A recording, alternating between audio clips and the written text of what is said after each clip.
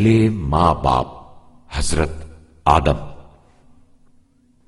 پیارے بچوں، ہمارے پیارے اور مہربان خدا نے اس بہت بڑی دنیا کو بنایا اور اس میں چاند، سورج اور بہت سارے ستارے پیدا کیے۔ اللہ تعالیٰ نے بہت سارے فرشتے بھی خلق جو ہمیشہ خدا کی عبادت میں مشغول رہتے۔ اسی طرح بہت عرصہ گزر گیا۔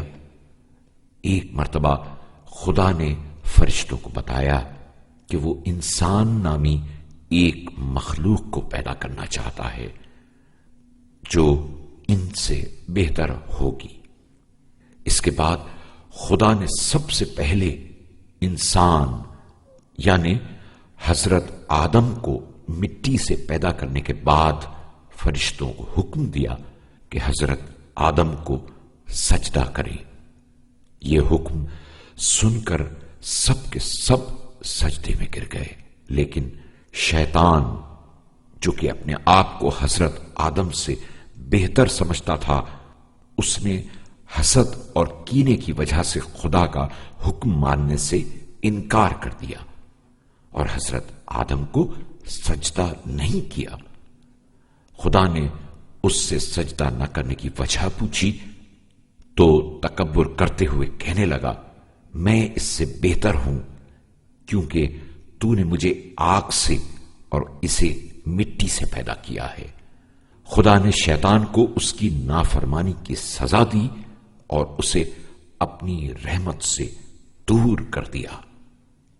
اس کے بعد حضرت آدم علیہ السلام اپنی زوجہ بی بی حوا علیہ السلام کے ساتھ جنت میں ہنسی خوشی رہنے لگے۔ جنت کی تمام نعمتیں ان کو حاصل تھیں۔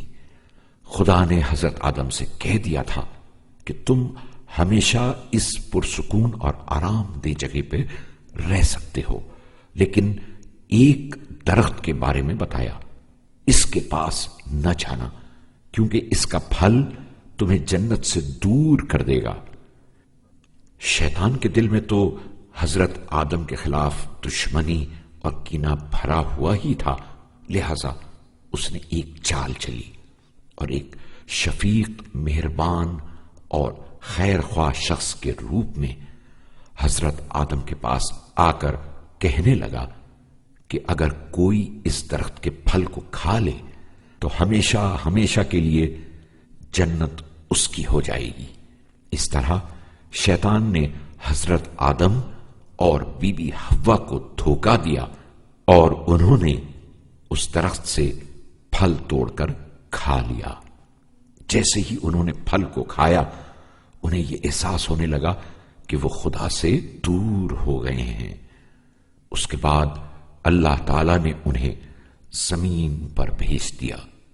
اب وہ اپنے اس عمل پر بہت نادم تھے اور خدا سے توبہ کرتے رہتے تھے۔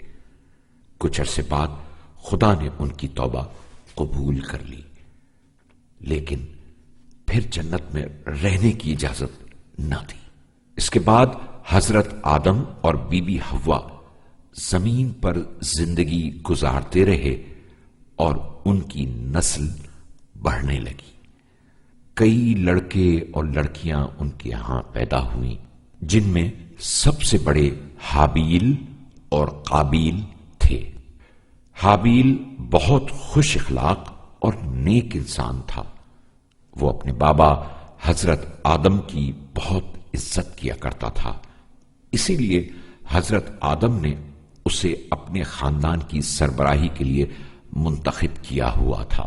قابیل اس انتخاب پر سخت ناراض تھا اور وہ اپنے بھائی سے حسد کرنے لگا تھا۔ اس نے اپنی ناراضگی کو چھپایا بھی نہیں۔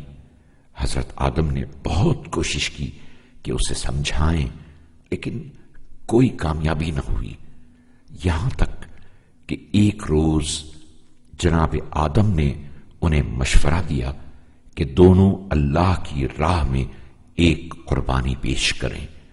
جس کی قربانی خدا نے قبول کر لی وہی باپ کا جانشین ہوگا۔ حابیل مویشیوں کی دیکھ بھال کیا کرتا تھا، اس لیے اس نے قربانی کے لیے بہترین اونٹ کا انتخاب کیا، جبکہ قابیل کھیتی باڑی کیا کرتا تھا، لیکن اس نے گندم کی چند سوکھی بالیاں اٹھائیں اور حضرت آدم کی خدمت میں پیش کر دیں تاکہ دونوں کے تحفے خدا کی بارگاہ میں پیش کر دیں۔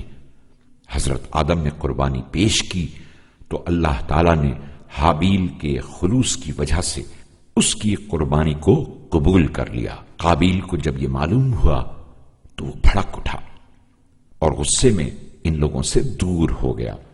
شیطان جو حضرت آدم سے دشمنی پر تلا ہوا تھا، اب ایک نیا بہانہ لے کر قابیل کے پاس آیا اور اسے بھائی کو قتل کر دینے کا مشورہ دیا۔ قابیل نے فوراً بھائی کو قتل کرنے کا ارادہ کر لیا تاکہ بھائی کی موت کے بعد وہ خود باپ کا جانشین بن سکے۔ حابیل نے اسے بہت نرمی سے سمجھایا اور اسے خدا کی طرف دعوت دیتے ہوئے کہا کہ شیطان کی باتوں پر کان نہ دھرے، لیکن قابیل کی تو عقل پر دشمنی اور حسد کے پردے پڑے ہوئے تھے۔ اس نے بھائی کی نصیحت کو قبول نہیں کیا اور باپ کی نگاہوں سے چھپ کر حابیل پر سوتے میں حملہ کر کے اسے قتل کر دیا۔ قابیل بھائی کو قتل کرنے کے بعد وحشت زدہ ہو گیا۔ اس کی سمجھ میں نہیں آ رہا تھا کہ اب باپ کو کیا جواب دے۔ اس نے بھائی کی لاش کو اٹھایا اور وہاں سے چل پڑا۔ وہ حیران پریشان تھا کہ بھائی کے جنازے کو کہاں چھپائے۔ اسی دوران اس نے ایک کوے کو دیکھا جس کے منہ میں اخروٹ دبا ہوا تھا۔ کوے نے اخروٹ زمین پر رکھا اور پھر اپنی چونچ سے زمین میں گڑھا کیا اور اخروٹ کو زمین میں چھپا دیا۔ قابیل نے کوے کی حرکات کو غور سے دیکھا۔ قابیل نے کوے کی حرکات کو غور سے دیکھ کر کچھ سوچا اور پھر کوے کی طرح اپنے بھائی کی لاش کو زمین میں دفن کر دیا۔ جب حضرت آدم کو حابیل کے قتل کا علم ہوا تو آپ بہت روئے اور قابیل کو خدا کے دردناک عذاب سے ڈرایا۔